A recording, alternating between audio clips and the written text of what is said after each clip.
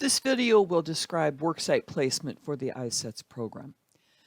When you land on your customer page, to access the worksite placement tool, you'll need to click the drop-down menu by your name and click on worksite placement. That will take you to the worksite placement dashboard.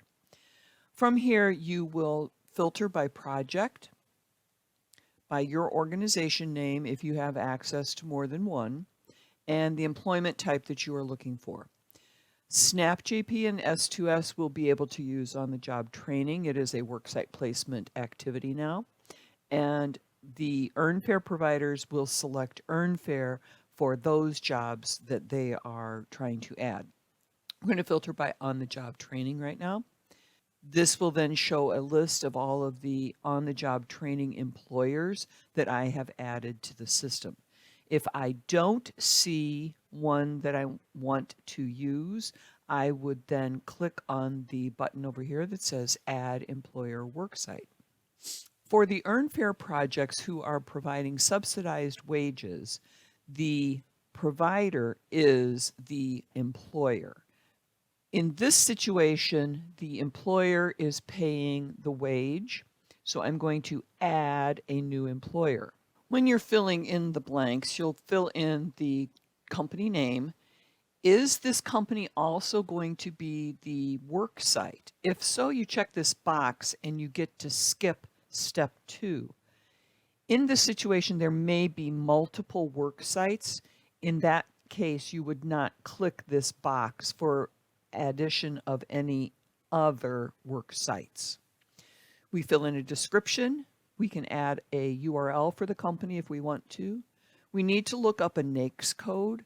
When you enter a word, electrical, or maybe wiring, you would then click search, and then you would select which NAICS code goes with that particular job. We always want to try to select the 6-digit code if possible. Enter a phone number and the address, city, state, zip, the primary contact for the organization, phone number and email, and then click next step. If this is a situation where there's multiple work sites, we would add a new work site. And then we can also check the box here.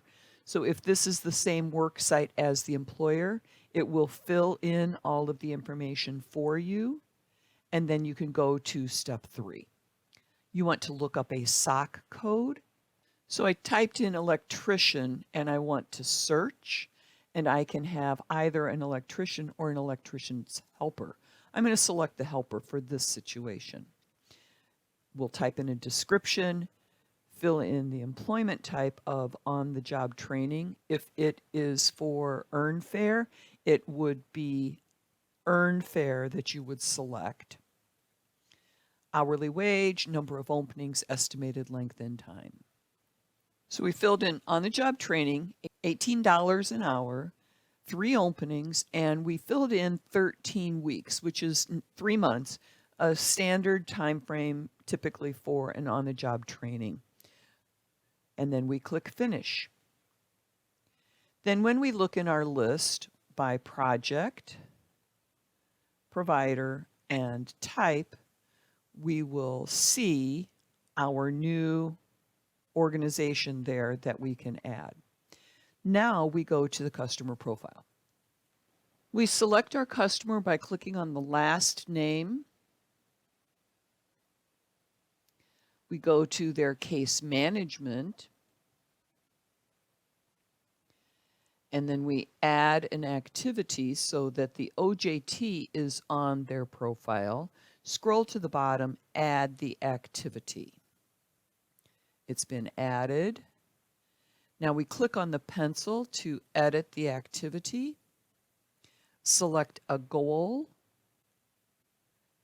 Add the employer that we want to add. What this does is it automatically adds some information. It shows us what the hourly wage is for the placement, so that's going to be our minimum wage. If we are subsidizing this employment, we would put in a dollar value here. We're not subsidizing this. The employer is paying for it. This is a part-time position. We're going to start the activity. We are going to put in a start date of Monday. A planned due date is going to be 3 months away. So we count 1, 2, 3, and we find when our last day is going to be. We do not put in an end date. We put a subsidized start date only if we are entering a subsidized wage, and we do not enter a subsidized end date. How many hours a week are they going to be doing this? And we're going to do 18 hours a week. And then we want to check to make sure that the service provider is selected for our agency. Scroll down, update customer service, add your case note, save as a case note without sending, and then add case note.